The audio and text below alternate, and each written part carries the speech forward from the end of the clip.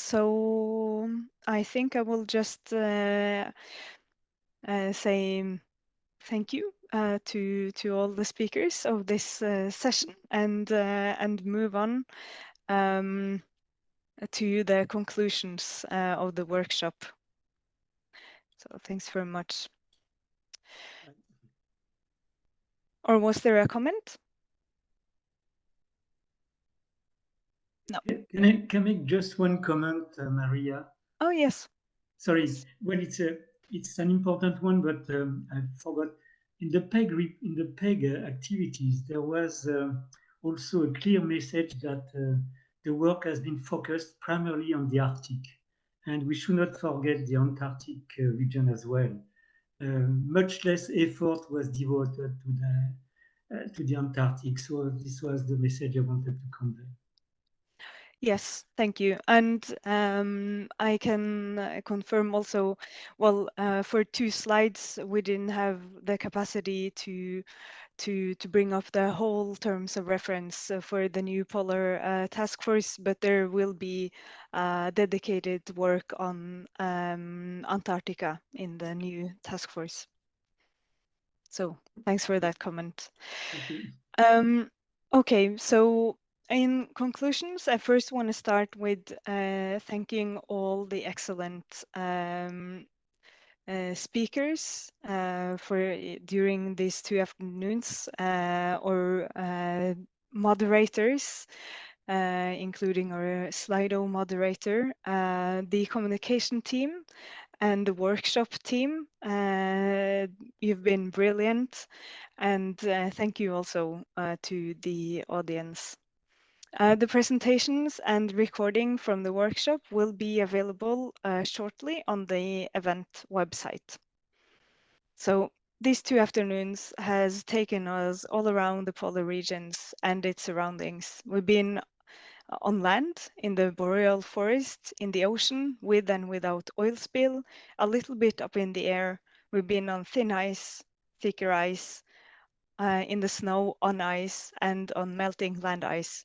We've followed reindeers and elephant seals in their natural habitats, and all of this from the comfort of your own home, as they say, with just a dash of technical problems. We've heard from newly established companies, long-established companies, and opportunities of starting a downstream company for polar applications. We've had talks from many experienced scientists, public institutions, research and development projects, the Copernicus services, and the Copernicus base segment with the expansion missions. The polar regions are sensitive to climate change, as we already knew, and also that was showed in many of the talks of the workshop. But we do not do the polar regions justice by thinking of them only as depressing places that needs to be saved. And I think this workshop has demonstrated that too. These regions are fruitful, beautiful, a place for sustainable economy growth and international collaborations. And the Arctic is also home to around 5 million people, not to mention the unique ecosystems.